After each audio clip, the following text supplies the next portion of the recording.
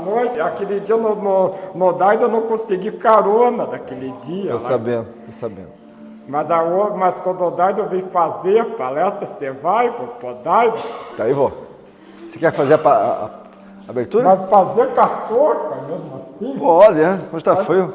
Hoje tá frio, faz ceder, cara. Isso. Hoje é um mar no sol. E fazer a prece já, vai fazer. Pode fazer.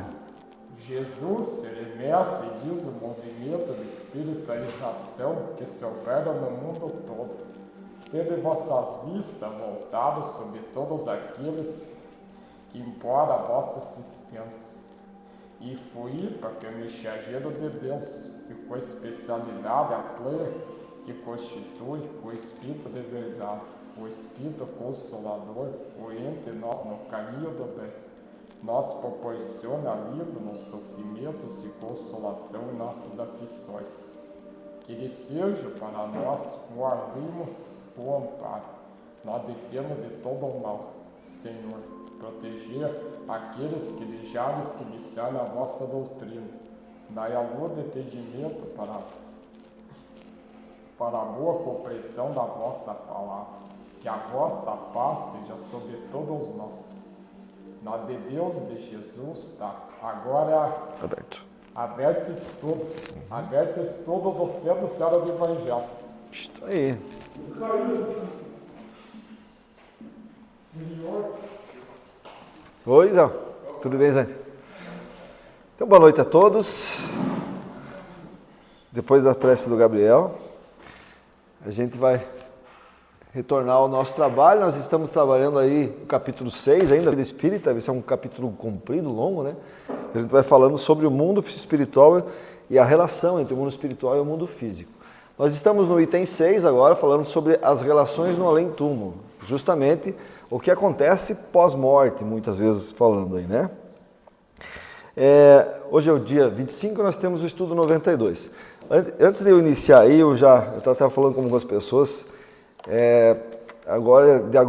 esse mês de outubro, praticamente, a gente vai fazer o estudo de 15 em 15 dias. Eu explico por quê. Porque eu tenho algumas palestras pela URI, porque eu agora estou no... né? Então vai cair na quinta-feira. E eu tenho as finais do bolão também em Blumenau, dos Jogos Abertos, então já é semana que vem, então vai dar bem certinho. Então, estudo hoje, semana que vem não tem. Tem na próxima, daí na outra não tem. Tem na próxima, na outra não tem. Se vai ser no mês de outubro, vai ser assim. Daí em novembro já regulariza tudo e a gente continua assim. Então eu peço desculpas para vocês, mas infelizmente já pensei em alguém para poder me substituir aí, mas está difícil de achar alguém que venha fazer um estudo aqui. Então a gente vai levando assim enquanto dá. Tá bom? Muito bem, gente. Relações além túmulo. Nós paramos na pergunta 277. Né? E aí tem uma pergunta que o Kardec faz, visto que ainda no tempo dele existia muitos conflitos e né, ainda estava fervilhando ainda essa questão ainda muita força militar nos estados, né? Muito totalitarismo. Então ele pergunta sobre a questão dos militares. Ele pergunta assim: um soldado que depois de uma batalha se encontra com o seu general no mundo dos espíritos, então vamos dizer assim, os dois morreram numa batalha, né? Ainda o tem por seu superior? Quando chega no mundo espiritual, você ainda bate continência para o general, para o teu coordenador? Ou será que isso tudo acaba? É uma pergunta interessante, né? Porque a hierarquia, né, que nós temos aqui, às vezes a gente carrega no plano espiritual, né? Então, ele dizia assim, o título nada vale, a superioridade real é o que tem valor. Então, isso pode acontecer ainda de você ter respeito aos seus comandantes, mas desde que isso seja uma liderança real. E não que seja uma liderança forçada que acontece aqui. Né? O Miramês vai explicar um pouquinho sobre isso. Ele diz assim, ó, um general de qualidades morais inatacáveis, né? Ao encontrar com seus soldados do mundo espiritual, pode continuar a orientá-los para a verdadeira guerra, que se trava agora no campo de batalha interno. questão de superioridade. Como no caso de Napoleão Bonaparte, espírito de alta esfera, que no mundo espiritual continua a comandar os que queriam seguir seus conselhos na guerra consigo mesmo. Os inimigos combatidos por ele no plano que habita são os inimigos internos. Então agora no plano espiritual, Napoleão está com uma outra missão, outra fase, né? Muitos piores que aqueles que pensamos ter nas lutas aqui travadas na Terra. Para mim explicar isso, eu quero aproveitar essa oportunidade em que ele cita Napoleão aqui na pergunta e contar para vocês uma história muito interessante, que eu acredito que alguns de vocês já sabem. Quem já trabalha no movimento espírita há mais tempo e tem uma leitura mais cotidiana da literatura espírita, já leu esse livro aqui, Cartas e Crônicas do Chico Xavier, do Irmão X, do Humberto de Campos. Alguém já teve a oportunidade de lê-lo? Mário já leu, né? O livro é bom, né? E nesse livro, no capítulo 28, ele vai falar sobre Napoleão e Kardec, que dá para a gente entender muito bem essa pergunta através dessa história. Além do que, elucida muito bem, para as pessoas que estudam o Espiritismo e trabalham do Espiritismo, a ideia desse mundo que agora entra em regeneração e a preparação que o plano espiritual teve para chegar ao momento que nós estamos passando hoje, há 200 anos atrás, em 1799 ou 1800. E eu quero pedir permissão para vocês para ir lendo e explicando essa história, que é bem interessante, sobre Napoleão e Kardec, né? Então, Humberto de Campos diz assim: logo após o Brumário, 9 de novembro de 1799, quando o Napoleão se empossa como imperador, né, da França, quando Napoleão se fizera o primeiro cônsul da República Francesa, reuniu-se na noite de 31 de dezembro de 1799, ou seja, 226 anos atrás, no coração da latinidade, ou seja, lá na França, então, no plano espiritual, no continente francês, né, nas esferas superiores, uma grande assembleia de espíritos sábios e benevolentes para marcarem a entrada significativa de um novo século, o século de 1900, o século XIX. Porque esse século foi um século revolucionário. O século XIX foi o século que mudou a esfera global. Então, a preparação que eles estavam naquele momento iniciando para tudo o que ia acontecer durante o século XIX. Essa é a ideia dessa assembleia. Então, eles fizeram essa assembleia, e essa assembleia se realiza no plano espiritual, no alto, digamos assim, junto à região da França, né? E ele continua explicando assim: legiões de Césares, o que tem a ver isso, né? Legiões de Césares, ou seja, soldados do Império Romano estavam ali, presente ainda, com os seus estandartes, falanges de batalhadores do mundo gaulês, aqueles personagens importantes que lutaram contra o Império Romano da França, porque ali era a Gália antigamente, se faziam presente. Autoridades naquele tempo. Grupos de pioneiros da evolução hispânica dos espanhóis, associados a múltiplos representantes das Américas, guardavam linhas simbólicas de posição e de destaque. Já perceba-se que já se fazia ali, por exemplo, quem participava dessa reunião, basicamente, já de cara ele explica, eram antigos combatentes militares, que combateram junto com Napoleão. A ideia principal a figura principal dessa assembleia é Napoleão. Mas não somente os latinos se faziam representados no grande conclave, que eles chamam de conclave, gregos ilustres, prestem atenção para vocês terem uma ideia. Quando a gente lê um negócio desse, você começa a pensar assim, que a gente realmente não está assim à deriva. Nós estamos sempre coordenados. Há uma coordenação muito maior para que tudo aconteça no nosso país, no nosso mundo, né? Nesse nosso planeta todo aí. Existe uma coordenação. E não é pequena, gente. Olha o que ele vai dizer quem estava nessa assembleiazinha aí, tá?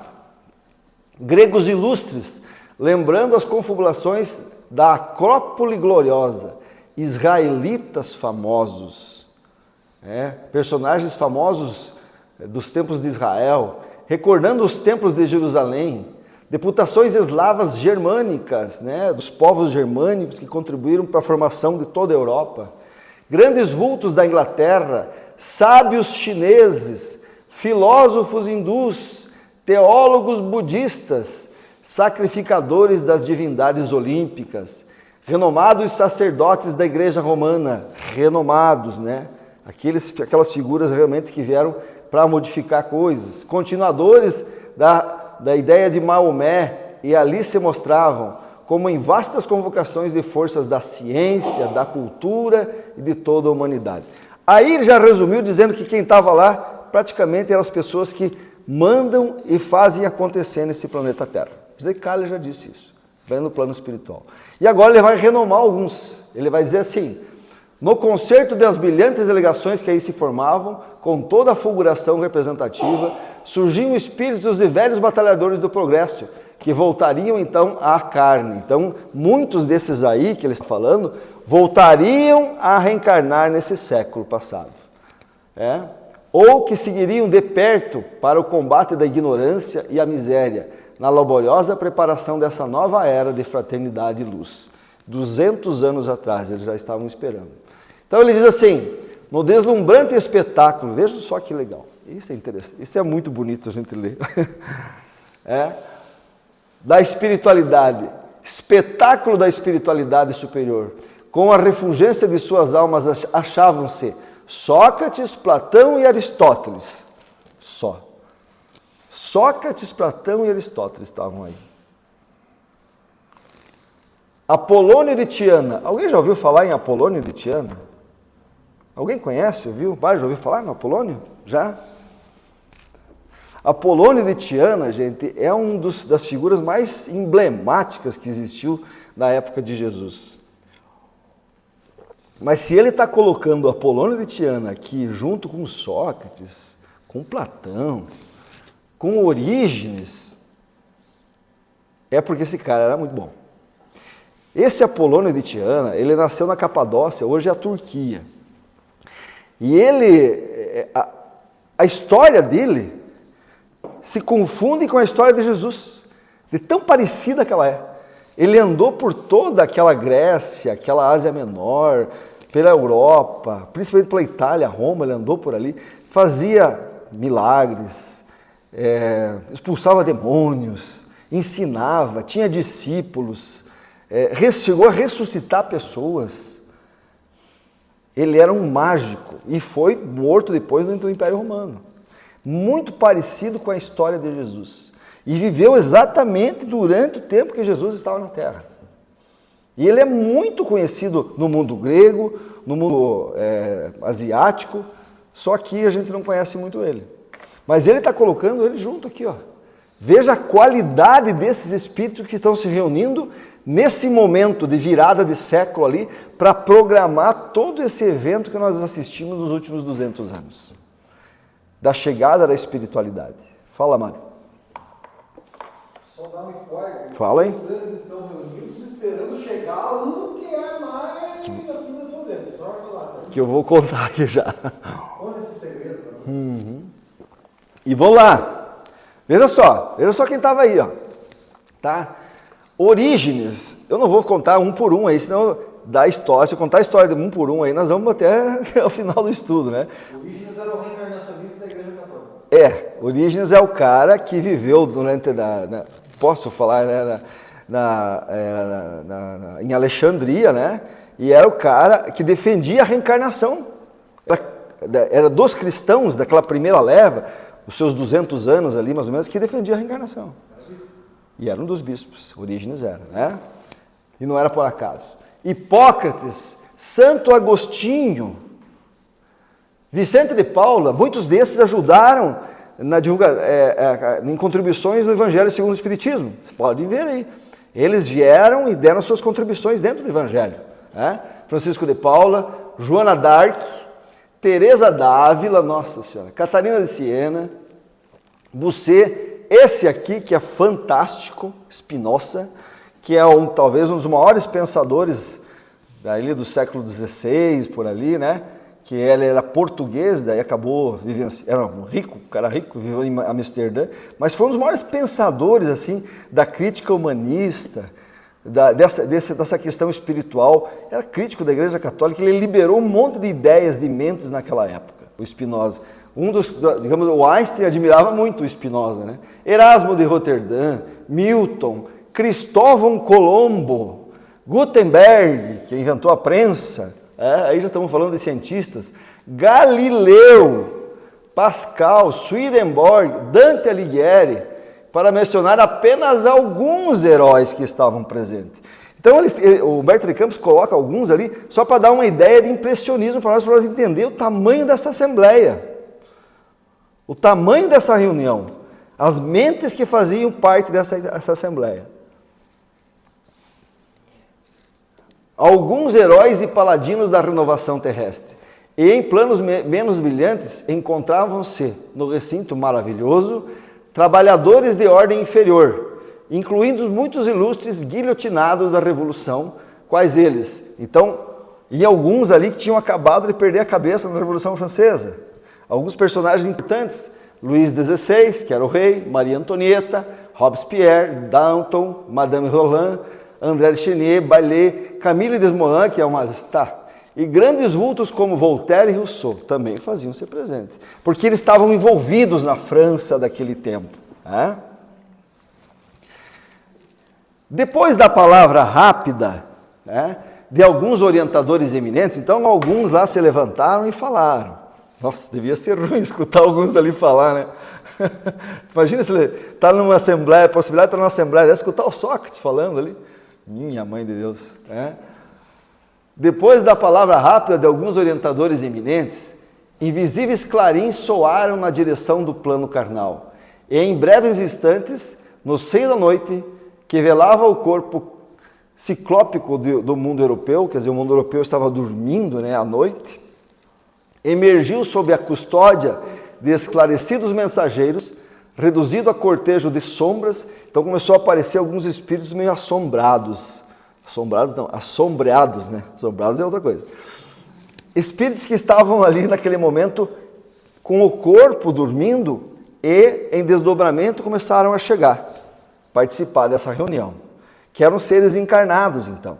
Por isso eles tinham uma luz menor, né? Que pareciam estranhas e vacilantes, confrontadas com as féricas irradiações daqueles palácios festivos, né? Era um grupo de almas ainda encarnadas, que, constrangidas pela organização celeste, remontavam a vida espiritual para a reafirmação de alguns compromissos. Então, eles foram, digamos assim, selecionados para participar dessa reunião, a fim de que eles viessem ali e homologassem alguns compromissos que eles já tinham firmados para ter na Terra. Né? À frente vinha Napoleão, que centralizou o interesse de todos os circunstantes. Claro, quando ele chegou, ele era o cara da época, né? Napoleão. Né? Era bem grande corso, o grande corso, né? Que ele vinha da Córcega, né? Com os seus trajes habituais e com o seu chapéu característico. Chapéu característico do Napoleão. Então ele é uma pessoa que não tinha como não reconhecê-lo, né? Recebido por diversas figuras da Roma antiga, ele, que se apressava em oferecer-lhes apoio e auxílio, as figuras que estavam ali, que eram da Roma antiga, o reconheceram. Essa informação aí, o Humberto de Campos dá, e para reafirmar que Napoleão foi Júlio César. Né? Ele fala depois, mais tarde, então Humberto de Campos, ele diz que o Napoleão foi Júlio César e foi também Alexandre o Grande. Júlio César era reencarnacionista. Quando ele conquista o Egito, e a primeira coisa que ele vai fazer lá, ele vai visitar a cidade que ele construiu, Alexandria. Porque ele sabia que ele era Alexandre o Grande. Ele tinha visões, Júlio César tinha ataque epilético. Quem conhece a história dele, volta e meia ele tinha ataques. E ele falava coisas assim, sabe, que não tinha nada a ver, ele tinha sonhos, ele tinha premonições. Porque um general dessa magnitude, assim como Napoleão, eles não vêm por acaso, e eles são conduzidos. Então eles recebem orientação do plano espiritual. O Júlio César recebia isso como mediunidade pura. Ele sentia, quando ele chegou no Egito, que ele era Alexandre o Grande. Ele falava isso, né? E durante os sonos ele recebia táticas militares. Ele mesmo dizia. Ele acordava de manhã e dizia... teve uma batalha contra o Serventorix, né, que era um comandante do exército gaulês, que de manhã cedo ele mudou a tática militar inteira, porque ele teve um sonho e ganhou a batalha. 40 mil soldados romanos ganharam de 300 mil gauleses, porque ele mudou a tática de manhã cedo. Por isso que a gente às vezes pensa assim, o cara teve sorte, ou foi um cara... Não é predestinação, é destino. Esse pessoal não vem por acaso, eles vêm conduzidos, né? Por isso que quando Napoleão entra, todos os romanos que estavam ali lhe oferecem auxílio e apoio, o reconhecem como Júlio César naquele momento. O vencedor do Rivoli, né, ocupou a radiosa poltrona. Rivoli é uma batalha que teve, né, na época de Napoleão, em que ele vence os austríacos lá no norte da Itália. Lá. Então é uma batalha grande das guerras napoleônicas. Então ele ocupou a radiosa poltrona e senta, né, o Napoleão, de antemão, que lhe fora preparada. Entre aqueles que o seguiram na singular excursão, encontravam-se respeitáveis autoridades reencarnadas no planeta, como Beethoven, Ampère, Fulton, Faraday, Goethe, John Dalton, Pestalozzi, Pio VII, que era o Papa da época, além de muitos outros campeões da prosperidade e da independência no mundo. Esses estavam encarnados, só esses que foram junto com ele. Para quem conhece Fenelon, que está no Evangelho segundo o Espiritismo, várias contribuições lá durante os capítulos do Evangelho tem Fenelon. Fenelon, está ali. Participou junto. Beethoven, acho que vocês conhecem, né? Fulton, nossa. Faraday, né? Um cientista, né? Que trabalhou a parte da física, esqueci o nome. Goethe, né? Que é pensador, e assim por diante, né? E esses estavam acompanhando Napoleão. Acompanhados no veículo espiritual que os prendia à carne terrestre, quase todos os recém-vindos banhavam-se em lágrimas de alegria e emoção. Imagina, os que foram lá, que estavam encarnados, chegavam chorando lá em cima. Imagine a vibração que esse lugar devia ter, né? O primeiro cônsul da França, Napoleão, porém, trazia os olhos enxutos, não obstante a extrema palidez que lhe cobria a face. Recebendo o louvor de várias legiões, limitava-se a responder com acenos discretos. Então o cara chegou, todas as legiões romanas lá cumprimentando e ovacionando, ele só firme na paçoca, sem dar um sorriso e sem choros, né? Aí que o Mário, chega o momento em que o Mário está falando.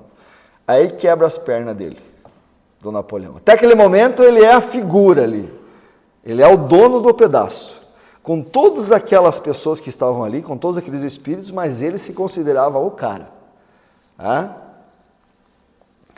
Imediatamente, uma estrada de luz, à maneira de uma ponte levadiça, então, um tipo de um túnel de luz que você fez ali, projetou-se no céu, ligando-se àquele castelo prodigioso, dando passagem a inúmeras estrelas resplendentes. Então começou a cair estrela ali. Estrelas.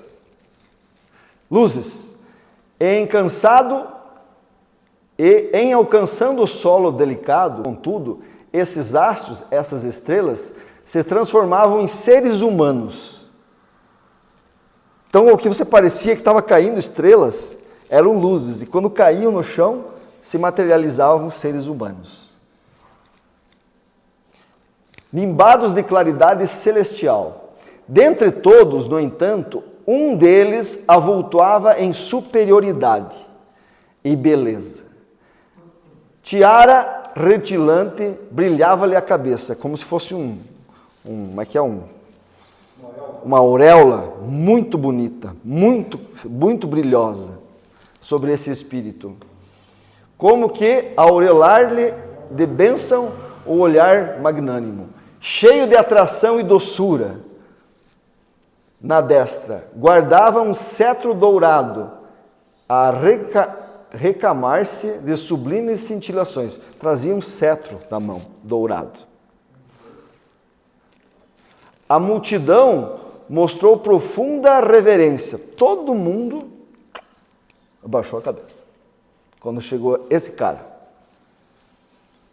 Ajoelhando-se muitos dos sábios guerreiros, artistas e pensadores, enquanto todos os pendões arrivam silenciosos em sinal de respeito. Foi então que o corso se pôs em lágrimas. Foi aí que o Napoleão chorou. Oi? Foi aí que o Napoleão chorou. Quando esse cara apareceu, foi o único momento que o Napoleão chorou. Levantando-se, avançou com dificuldade na direção do mensageiro, que trazia um báculo de ouro. Báculo é um cetro de ouro, né?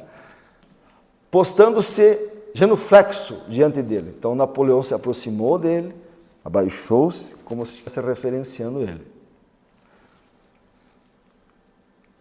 O celeste emissário, sorrindo com naturalidade, ergueu-o de pronto e procurava abraçá-lo. E uma voz enérgica e doce, forte como a ventania e veludosa como a ignorada melodia da fonte, exclamou para Napoleão, que parecia eletrizado de pavor e júbilo ao mesmo tempo. Irmão, disse ele, e amigo, ouve a verdade, que te fala em meu espírito. Eis-te à frente do apóstolo da fé. Então ele chegou e disse para o Napoleão assim, ó, tá vendo aquele cara ali, ó? Aquele cara é o apóstolo da fé. Ele indicou com o dedo. Que sob a égide do Cristo descerá para a terra atormentada em um novo ciclo de conhecimento. Quem é que ele está mostrando para o Napoleão? Allan Kardec. Ele apresentou para o Napoleão Allan Kardec, que ia descer e em 1804 ia reencarnar. Então a primeira coisa que ele fez foi dizer assim, ó, cara, presta atenção. Tá vendo esse cara ali, ó? Você vai ter que abrir os caminhos para ele. César, ontem, diz ele. César ontem, falou para o Napoleão. Então ontem você era César, né? E hoje, orientador, rende o culto de sua veneração ante o Pontífice da Luz. Ou seja, reverencia o Kardec que está aqui chegando. Esse é maior que você. Renova perante o Evangelho o compromisso de auxiliar-lhe a obra renascente. Auxilia a obra que esse cara vai fazer.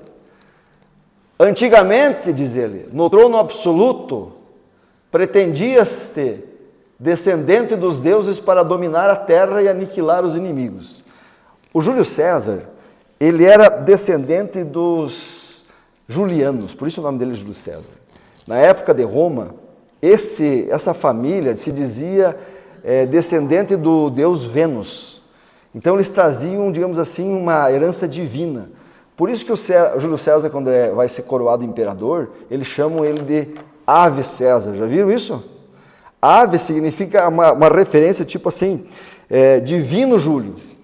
Está entendendo? Porque eles acham que ele já era grande, mas ele provinha dos deuses Vênus. Então eles reverenciam ele como Ave César. Tá? E é isso que o Espírito da Verdade, ou Jesus, está falando aí. Jesus está dizendo assim, ó. Antes você pretendia, antigamente no trono absoluto de Roma, pretendias ter descendente de deuses para dominar a terra e aniquilar os inimigos. Agora, porém, o Supremo Senhor concedeu-te por berço uma ilha perdida no mar, para que não esqueças da tua pequenez humana, e determinou que voltasse o seu coração ao povo que outrora humilhaste e encarnastes, a fim de que lhe garantas a missão gigantesca junto à humanidade, no século que vamos iniciar. Então ele está dizendo assim, olha que coisa interessante, para quem conhece bem a história é muito legal isso aí. Ele está dizendo assim, para você perceber que você é apenas um homem, nós fizemos você nascer lá numa ilhazinha chamada Córcia, tá? Para que você aprenda que você não tem nada a ver de divino. E você vai ser imperador da França, porque quando você era imperador de Roma, você aniquilou essa região, ali eram as Gálias. E o Júlio César ficou famoso porque ele conquistou as Gálias. Ele só se tornou imperador de Roma porque ele conquistou as Gálias. Então, o mesmo território, o mesmo povo que ele massacrou, agora ele vem para trazer de volta a autoridade e fazer crescer ali uma nova civilização. Você veja como a espiritualidade trabalha, né? Assim, tipo, causa e efeito. Tudo que você planta, você colhe. Ele plantou discórdia, agora ele vai trazer ali a concórdia, a união. Vai pegar tudo aquilo que a Revolução Francesa trouxe e mostrar para aquele povo. Fraternidade, igualdade, liberdade. Os princípios da democracia vão crescer ali. Essa é a ideia. Essa é a ideia. Né?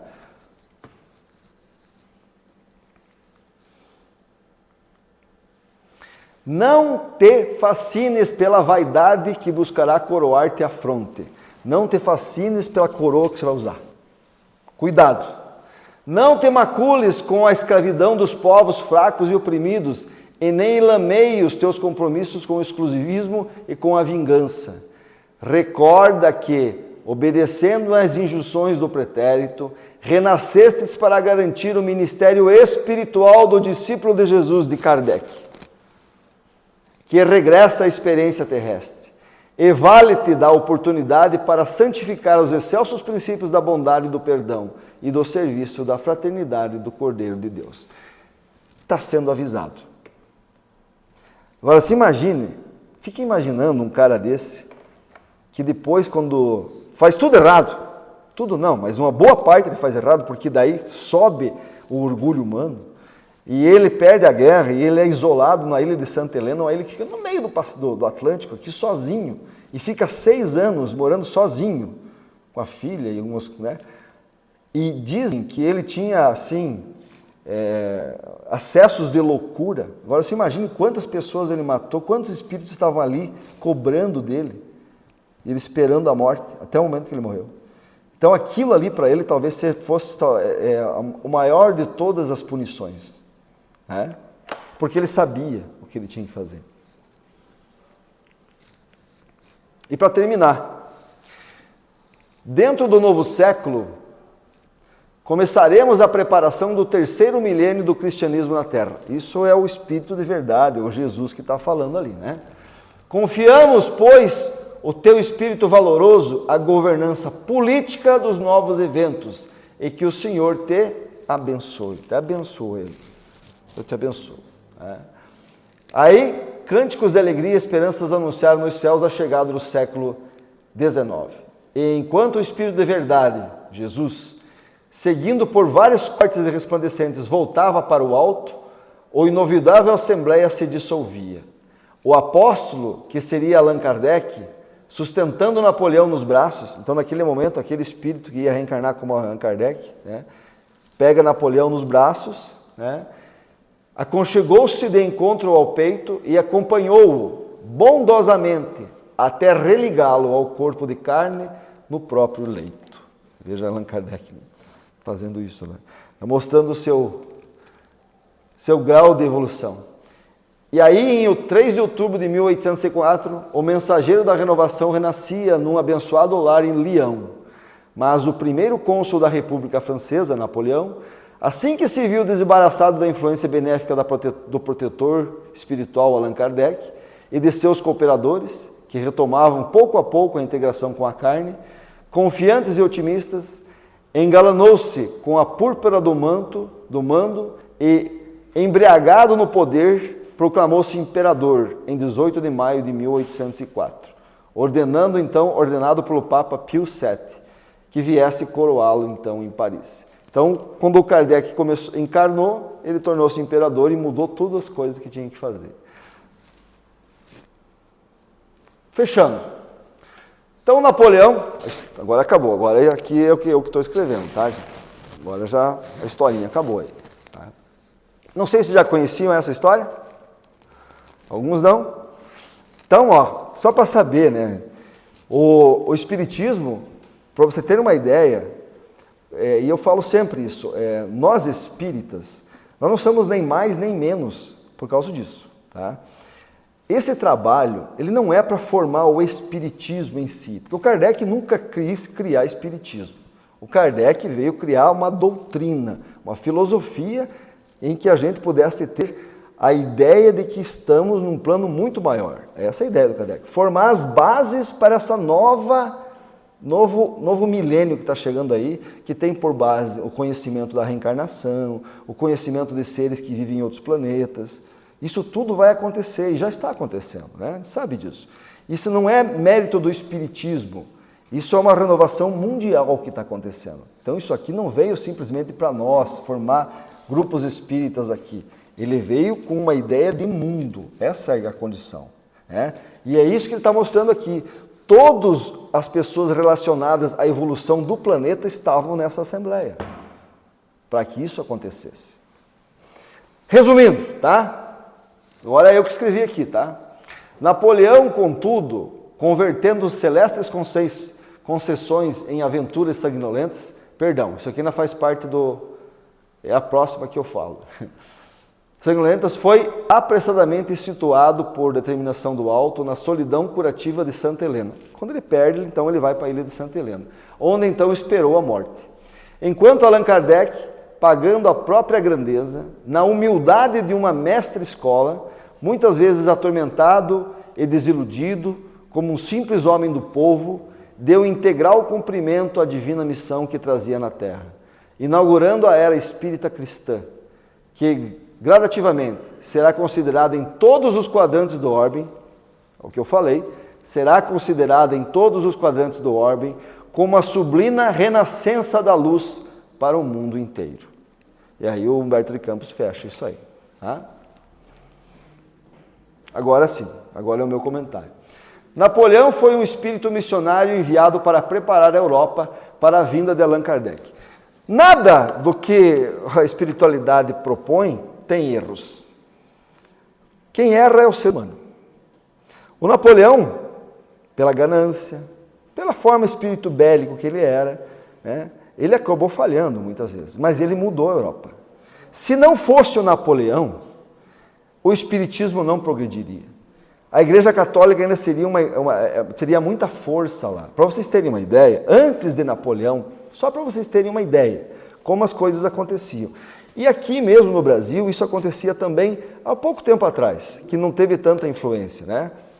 Quem é que fazia todos os registros, desde nascimento, de morte, casamento, era a Igreja Católica. Não existia nada, nenhum processo civil. Napoleão foi retirando o poder da igreja e criando as prefeituras, os estados, fortalecendo os estados, fortalecendo os países, fazendo com que existisse um estado mais presente nas escolas, por exemplo. Antigamente, na época antes de Napoleão, quem ensinava era a Igreja Católica. As escolas eram das freiras, dos padres. Quando Napoleão vem, ele vai começando a desvincular isso e cria escolas geridas pelo Estado. Criou a escola pública. Aí vem Kardec, que é um educador, e vai brigar com os cleros, né? Propõe ideias novas. Então, Napoleão ajeitou, acertou a região da Europa para que o espiritismo pudesse progredir. Ele, digamos assim, ele separou o poder temporal do poder espiritual, porque antes ainda existiam aqueles reis absolutistas. Ele foi lá e quebrou isso, parou, os republicanos começaram a entrar. Então, o nosso planeta foi se preparando para uma nova era, e Napoleão fez isso. Pelo mal, mas fez. Estão entendendo? Então, a espiritualidade sempre vai trabalhar bem. Ela prepara. Talvez não foi exatamente como tinha que ser. pelo orgulho humano, mas aconteceu. Tanto que dentro da Igreja Católica ele é considerado um anticristo. É? Então, claro, ele acabou com todos os... Ele tirou ele tirou da fé cega para a fé racional. Era anti-igreja. Então, pois é, mais ou menos por aí. E essa era a ideia, que a gente começasse a abrir a nossa cabeça e retirasse esse nosso fanatismo. E começasse a pensar em ciência, começasse a pensar numa fé mais racional, que é o que o Espiritismo traz, fé racional. Né? Sua tarefa de Napoleão era pacificar a França e a Europa, estabelecendo as bases para um futuro mais justo, com base nos ideais da Revolução Francesa. Ele conseguiu, em alguns lugares ele conseguiu, não todos, mas conseguiu, principalmente na França, que ainda é um celeiro, digamos assim, de liberdade, fraternidade e igualdade, né? Ele precisava garantir um ambiente de paz e segurança que fosse propício ao advento do desenvolvimento da doutrina espírita. No plano espiritual, desencarnou Napoleão. E aí nós voltamos à pergunta primária. Quando um general desencarna, os seus comandados ainda o reverenciam? Lembra do concílio? Lembra da assembleia? Quem é que estava reverenciando Napoleão? Todos aqueles comandados da época de Roma, da época da Grécia, quando ele foi, estavam lá reverenciando ele. Mas isso não é porque ele obrigou a eles, é porque ele tinha liderança moral. Estão entendendo? Então, se você tem liderança moral, você sempre vai liderar, tanto aqui quanto no plano espiritual. O que acontece com Napoleão depois? No plano espiritual, ele passou a auxiliar na codificação do espiritismo. Ele ajudou a codificar a doutrina espírita. Claro. 50 anos depois, ele já estava pronto para fazer isso. E pela amizade que ele tinha com o Kardec, você acha que eles não vinham ajudar? Então ele fez parte dessa orbe de espíritos que vieram trazer a codificação espiritual. E trabalhar diplomaticamente entre as nações, buscando redimir-se dos seus atos. Então, no plano espiritual hoje, não sei se hoje, mas no século XIX, ele era um diplomata, em que acertava, vamos dizer assim, a paz entre as nações. Então, quando uma nação, será que resolveu muito? Não sei se resolveu, né? Nós tivemos as 3 grandes guerras aí, mas no plano espiritual, Napoleão era um diplomata que quando uma nação, naquela época, começava a entrar em intrigas e vai gerar uma guerra, no plano espiritual ele se reunia com os líderes e tentava apaziguar. Essa era a função de Napoleão durante os próximos 100 anos depois que ele desencarnou. Ele era um líder da paz. Dá para entender um negócio desse? Um homem que viveu a guerra e no plano espiritual passa a ser um líder da paz. Show? Show. Vamos fechar hoje, porque senão não vai dar tempo do Haroldo Conceição fazer a palestra dele.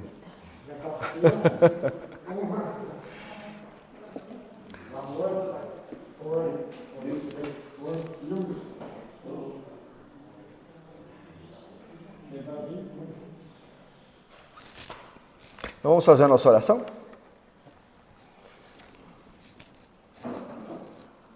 Então vamos fechar nossos olhos. Vamos respirar um pouquinho mais aliviados, mais tranquilos. Vamos aproveitar esse momento de estarmos nesse ambiente, aquecidos, alimentados, com saúde. E vamos respirar esses fluidos importantes que a espiritualidade preparou para nós nessa casa, a fim de que possamos equilibrar os nossos chakras, nossos centros de força, harmonizar os nossos pensamentos, os nossos sentimentos, e possamos assim levar esse nosso equilíbrio para dentro da nossa casa, nossa família, nosso trabalho, nosso lazer, nas nossas participações sociais, que possamos emandar essa energia que nas quintas-feiras a gente vem nos potencializar nessa casa. Vamos agradecer ao nosso Espírito protetor, que nos impulsionou, nos incentivou para que estarmos aqui nessa noite de hoje, recebendo essas orientações, recebendo esses esclarecimentos da doutrina espírita. Agradecer aos espíritos que conduzem essa casa espírita no plano espiritual, que dirigem todos os trabalhos dessa casa. Agradecer ao trabalho que eles realizam tanto na casa espírita como na comunidade itaiopolense. Agradecer principalmente, então, ao Mestre Jesus, que é o coordenador e comandante de todo esse trabalho espiritual de renovação do caráter humano na Terra. Em nome de Jesus, então, nós encerramos os trabalhos dessa noite de hoje. Que assim seja.